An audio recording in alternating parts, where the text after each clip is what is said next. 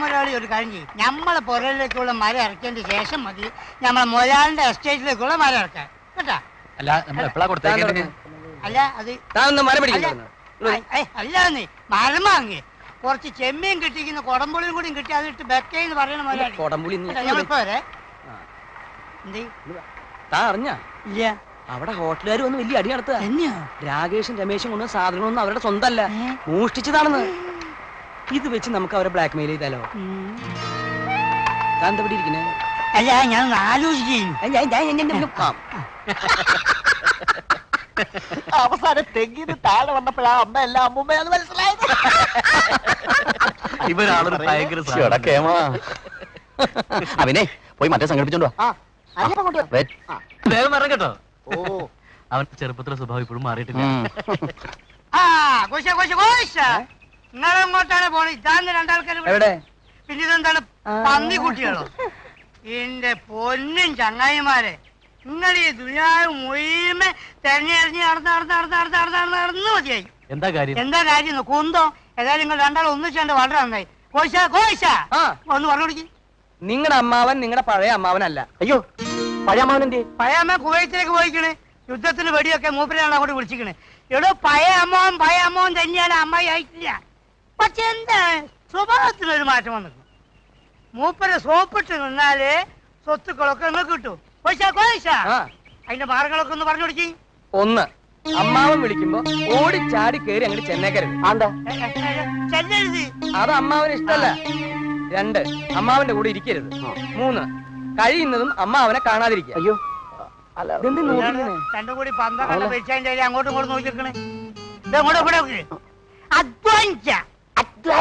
അധ്വാനിക്കുന്നവർക്കും ഭാരം ചുമക്കുന്നോർക്കും പറഞ്ഞു കൊടുത്താൽ മനസ്സിലാത്ത ഇവരോടാണെങ്കിൽ പാട്ട് പാടി ഉണ്ടാക്കണത്. ഇങ്ങോട്ടൊക്കെ നമ്മൾ പറഞ്ഞുതരാം. അധ്വാനിക്ക, അതായത് നയിക്ക.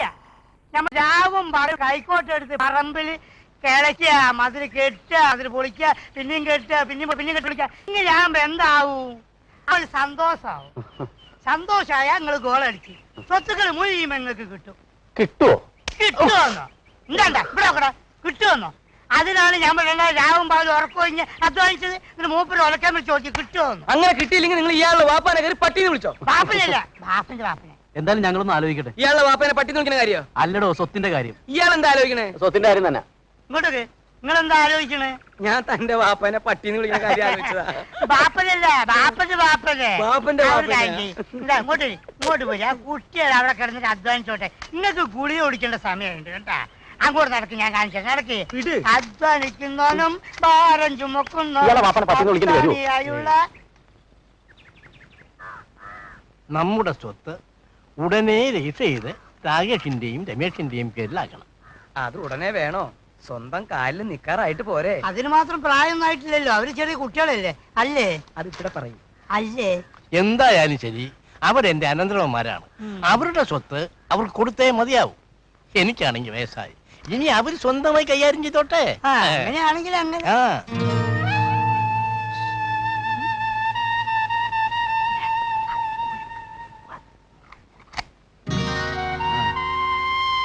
വെള്ളം വേണം? വേണ്ട വേണ്ട വേണ്ട വേണ്ട, ഇവിടെ വെക്കണ്ട, ഇവിടെ വെക്കണ്ട.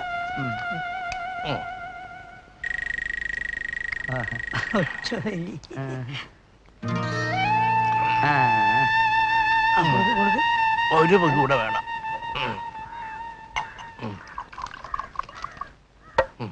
ഇന്നത്തെ കോട്ട ഇത്രേ ഉള്ളൂ.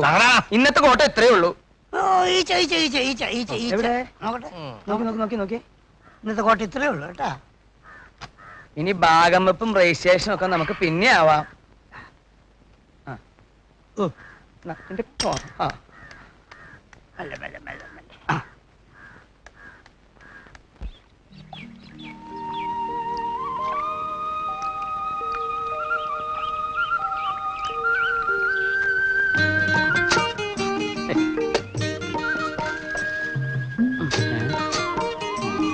എന്തോന്ന് ചൊറിഞ്ഞോണ്ടിരിക്കാം.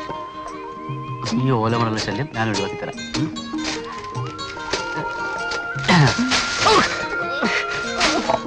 എന്താടാ ഓലമടലിൽ എന്തായാലും മറ്റളവോ?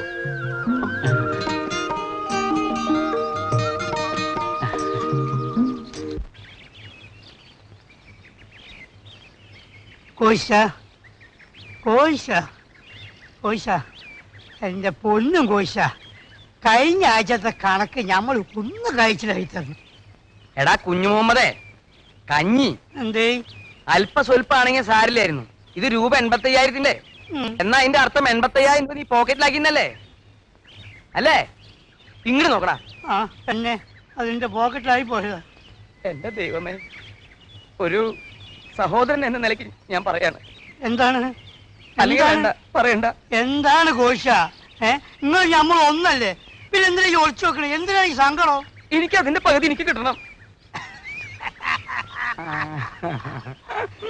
അല്ലാ, അസല് ബിത്താണ് മോനെ ഈ. അല്ലെ അന്റെ പോരല്ലേ ഇമ്മാതിരി ബിത്ത് ഞമ്മക്ക് കിട്ടാണ്ട് വേറെ ഇല്ലെന്നേ. ഇല്ലേ? ഇല്ല. ഒറ്റൊന്നും